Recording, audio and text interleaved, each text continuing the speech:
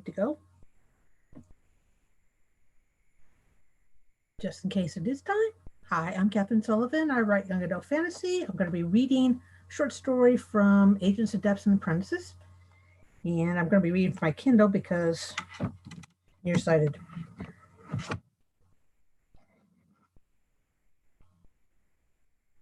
This is Horse Feathers. Clouds of incense with overtones of faller scents billowed out the doorway of the grimy little shop as Smoke stealthily approached.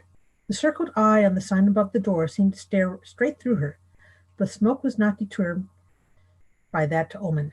She straightened her vest to hide her small pouch of coppers and vainly tried to finger comb her recently cropped brown hair into some order. Glancing at the sign again, she took a deep breath and strode up to the open door. Inside, a man in long black robes peered myopically into a cauldron streaked with various dried substances, seemingly oblivious to the dirty brown clouds engulfing him. Smoke stood in the doorway and studied him with a sinking heart. This was the only wizard she could find in the whole city. He would have to do, although he suited his shop perfectly, from his thin beard and blackened lined hands to the stains dotted his robes. Smoke took another deep breath and almost choked on the incense. "Are you the wizard?" she asked hoarsely. The man did not even look up. "The sign reads magician, doesn't it?" "Milburn the magician," Smoke agreed. "I want to be your apprentice," she said quickly. The magician looked at her, then slowly straightened and they saw she was no ragged urchin. "What do your parents say?" "They're dead." Smoke swallowed. "Goblins. In Rocktooth Pass. 10 days ago." "In Rocktooth Pass?" The cauldron abruptly boiled over, and the magician swatted the new stains on his robes. "Then how did you get here?" "Free traders found me and brought me to the city." Smoke backed away from the spitting cauldron and glanced at a pile of parchment at the top of a nearby table. A small mouse nibbled busily at another stack. "But I don't want to become a free trader. I want to be a wizard." The magician peered at her face, then noticed the mouse and swung at it. The mouse scurried away. "Bleh, you're only a child. Can't be more than 8. "I'm 11, Smoke replied, lifting her chin. "A child," Milburn repeated. "What can you know of magic?" "I can learn. I can read." The magician hurriedly pulled the parchment stack away. "And," Smoke hesitated, reluctant to reveal her secret. "And?" the magician prodded. "Well, out with it. I haven't all day." When she didn't answer, he turned away and stared back into the cauldron. "You have to do more than read to be a wizard." Smoke straightened. "I can do magic already." "Of course you can. Now go away and close the door on your way out." "I can so do magic. I can call animals to me." Milburn looked askance at her, his expression disbelieving. "Call one then." He flapped his hand at the table. "Call that mouse." "All right." Smoke stared at the spot where she had seen the mouse disappear and felt her forehead furrow in concentration. "Come," she called silently. Soon she was rewarded by the sight of Whiskers peeking around a pot on the table. "Come on." The mouse crept slowly out of hiding, his black bead-like eyes staring directly at her. "Aha!" Milburn cried. "Go," Smoke said. The magician pounced, but the mouse had already scurried away. Milburn yelped as he missed, and the pot rolled slowly across the table, dribbling a trail of red liquid. The magician straightened and rubbed his elbow. He stared at the table, and a strange gleam appeared in his eyes. "Well, boy, you certainly have talent. Consider yourself my apprentice. By fire and earth and water, I affirm it. Now grab that broom and start cleaning up this place." "I'm not a boy," Smoke said. Milburn retrieved the pot and drained it. "Well, you're not a young man yet," he said, wiping his mouth with his sleeve. "I'm not a boy," Smoke repeated. "I'm a girl." "A girl?" The pot shattered at the magician's feet. You can't be a magician if you're a girl." "Why not?" Smoke asked curiously. "Why? It just isn't done. That's why not." "I have to learn magic," she said stubbornly. "Girls can't learn magic," Milburn insisted. "They haven't any talent for it." "You said I had talent, and there have been women wizards. Not in the kingdoms, and not in this city. Now get out of my shop." "But I'm your apprentice. You swore it. By fire and earth and water."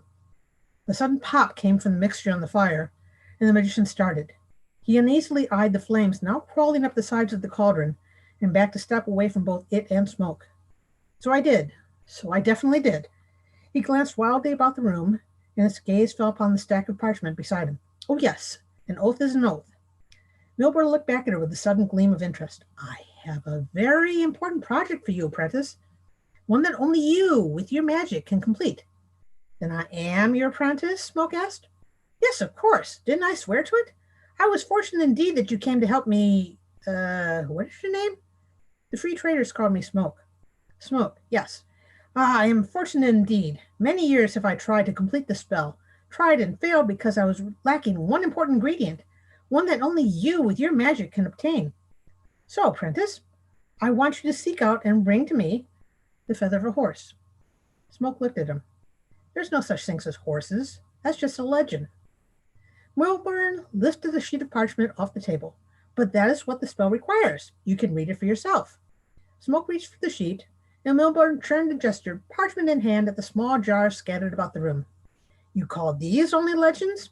Each one obtained for this particular spell, and now never completed because my apprentice doubts me and is afraid to seek out. I'm not afraid, Smoke interrupted. Then you will seek out a horse and bring a feather to me? Smoke gave up trying to read the moving parchment. I'm still your apprentice? The magician looked hurt. I affirmed it by fire and earth and water. Only you can break the oath. Then I'll go. Good. Milburn hurried her toward the door. Go quickly. Have a safe trip. I must finish the mixture I'm preparing now, otherwise it'll be ruined, so I won't give you unnecessary instructions. The cauldron burped. Hurry back with the feather. Smoke found herself out on the street. Well, where do I go? She turned back to the shop. How many supplies? And the door slammed shut, and Smoke heard the bar sliding into place behind it. Milburn? She tried to peer through the small, grimy front window. Milburn! She heard the muffled sound of an explosion, and the inside of the window was suddenly streaked with liquid. My mixture! Milburn's voice wailed from inside. Smoke backed away from the window and decided to start on her search. Seeking out the market, Smoke spent a few of her coppers on food for the journey. She had her father's dagger to protect herself outside the city, and the memories of her family's travels to guide her on this new search. But where would she find a horse?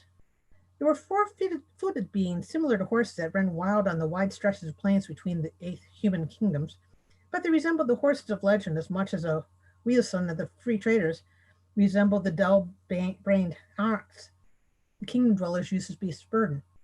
Still, it was a place to start. Ducking into hiding each time she saw a free trader, Smoke cautiously made her way to the city gates. She was almost out the gate when she spotted one of the free traders who had rescued her, coming toward the gate from outside. He was deep in conversation with his companion, and Smoke darted behind a cart before he could see her. I tell you, Wheaton, I did see them, a whole herd of Ticey, flying above the silver green hills. Are you certain they weren't birds?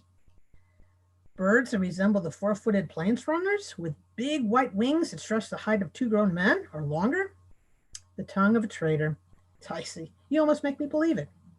Ah, Wheaton, my friend, don't be so sharp-minded. Smoke peered over the edge of the cart as the two walked away. Spying no other free traders about, she ran out of the city gates and kept running until she was far outside.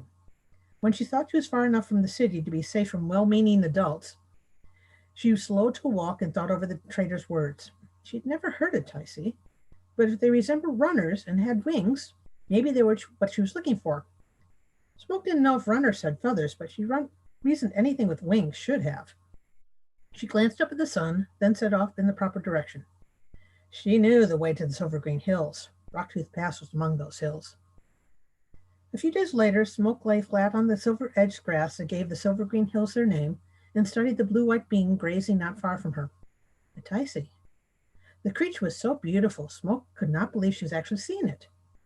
The body resembled the small and fragile horses of legend she had seen in her father's book, with a long, flowing mane and tail that reminded her somehow of clouds. The wings were long, even longer than the trader had described, with feathers that shone in the gathering dusk. Smoke suddenly hated herself for what she was about to do. But she reasoned that Ticey could probably spare one feather, and she had to become a wizard. Slowly she rose to her feet. The Ticey lifted his head, gazing at her with eyes that were a startling light blue. Stay, she ordered silently. The Ticey's ears pricked forward, then, still watching her, he lowered his head and continued grazing. Smoke could not believe her good luck.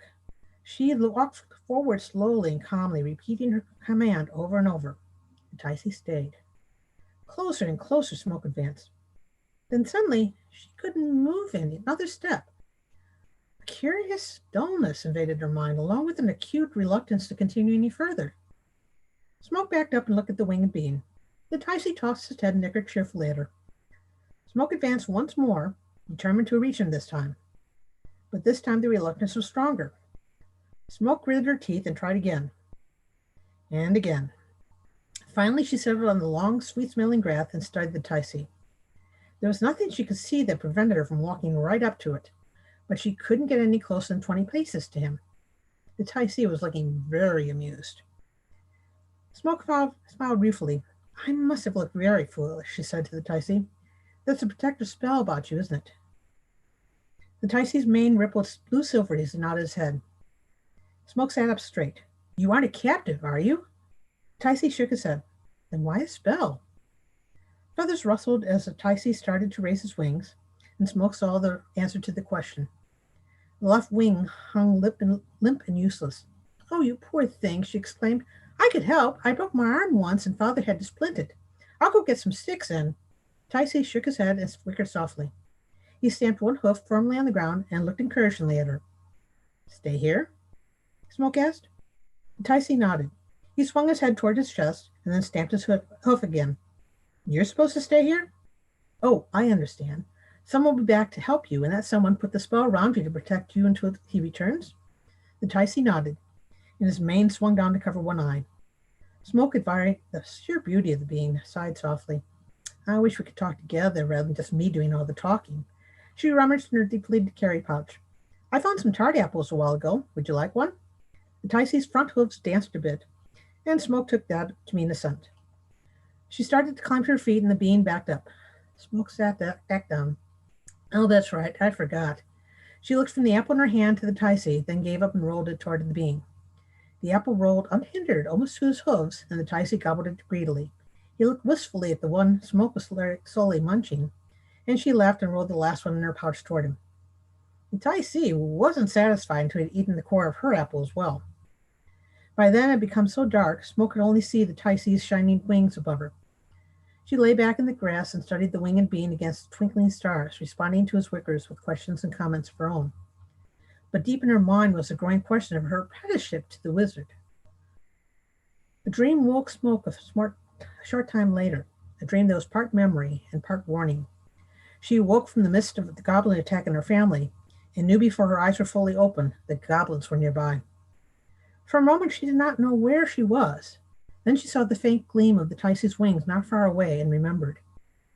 She stayed still, trying to locate by scent where those goblins were.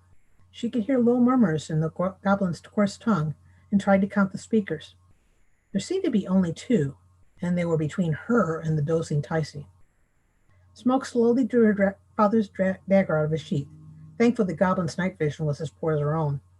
Only that had saved him from discovery so far. The Ticey should be safe enough within this protective spell. For a moment, she thought...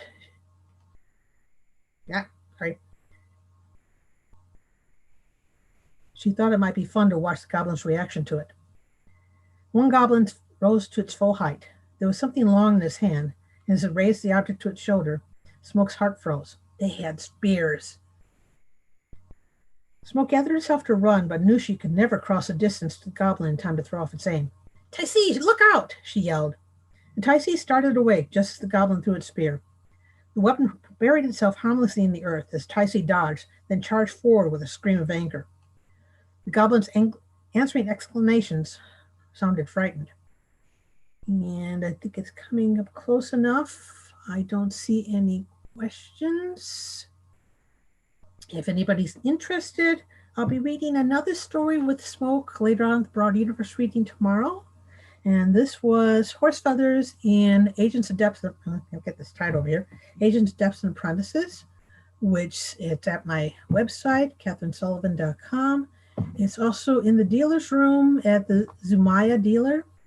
It's my publishers. And I'm getting too early to close, but I figured I'd double check. Any questions? Otherwise, I will be in the chat room afterwards. Lisa Garrison in the chat said, thank you so much. Thank you. The right chat room to go to is Readings Even on the Discord.